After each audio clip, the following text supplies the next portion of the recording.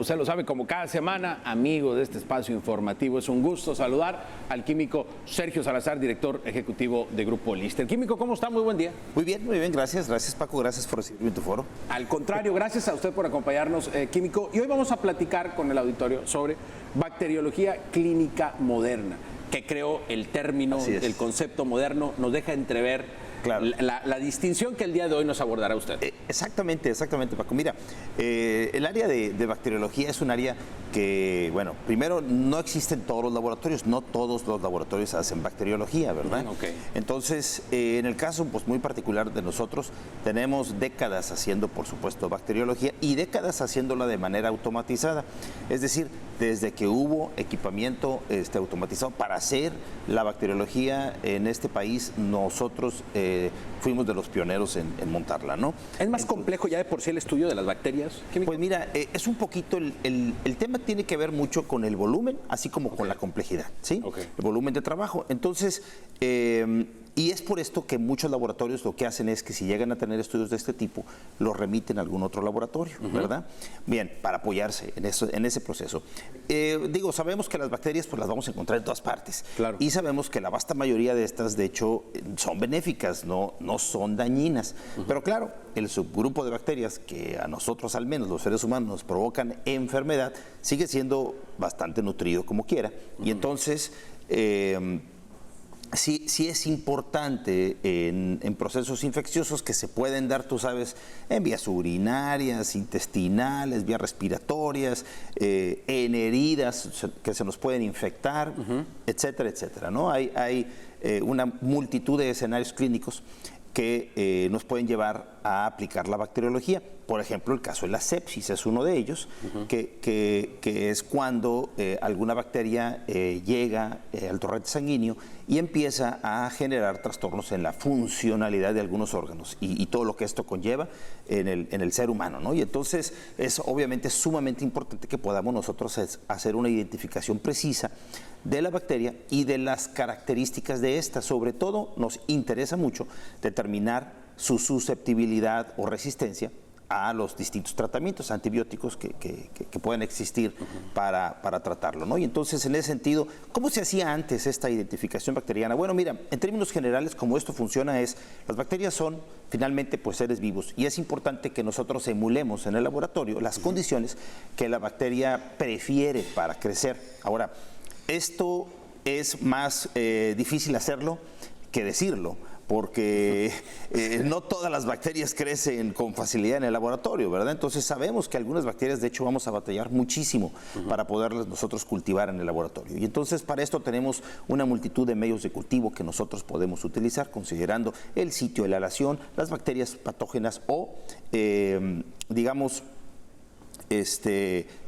las que pueden con más frecuencia encontrarse en el sitio y generarnos un problema, etcétera, etcétera. Entonces, primero es la selección de los medios en donde vamos a tratar de cultivar la muestra.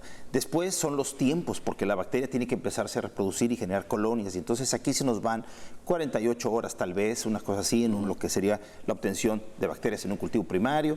Después hay que aislar estas en una resiembra que habitualmente se hace.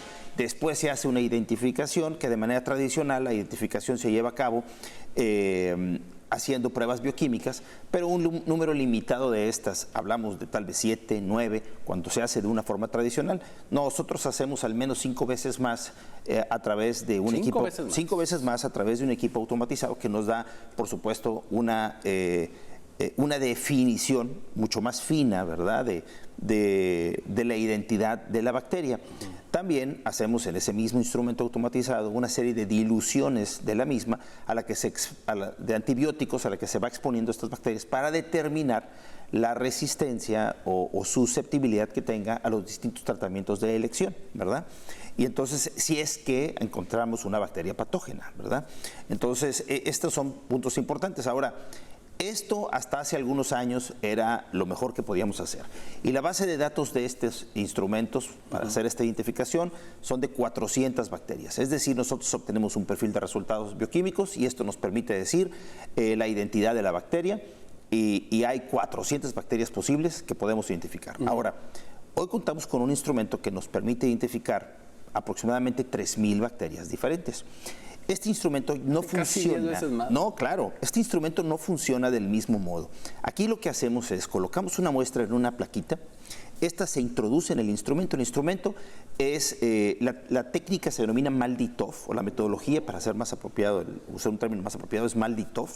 Es una especie de espectrometría de masas, ¿verdad?, que se utiliza mucho para, bueno, mucho entre comillas, porque es muy nuevo en laboratorios de bacteriología en el mundo, y básicamente lo que hace es, se le coloca, se cuenta, un reactivo que se llama matriz. Después, una vez que se coloca dentro del instrumento, el instrumento hace incidir sobre la muestra un haz de rayo láser. Este rayo láser va a calentar la muestra de una manera importante y la matriz ayuda a hacer una transferencia de electrones que finalmente ioniza las proteínas de la bacteria. Entonces, lo que hace esto es, al ser ionizadas, se liberan en una especie de vapor. Hay condiciones de vacío y magnéticas dentro del instrumento que proyectan todas estas proteínas ionizadas a un detector y que cuando choca con el detector, identifica cada una de estas proteínas con la masa, los datos de masa y carga de la misma. Y entonces tiene una base de datos, te digo, de 3000 bacterias y dependiendo del perfil que se encuentra de proteínas, y para esto se analizan literalmente más de 1000 proteínas diferentes, ¿verdad? Miles en plural, para ser más precisos.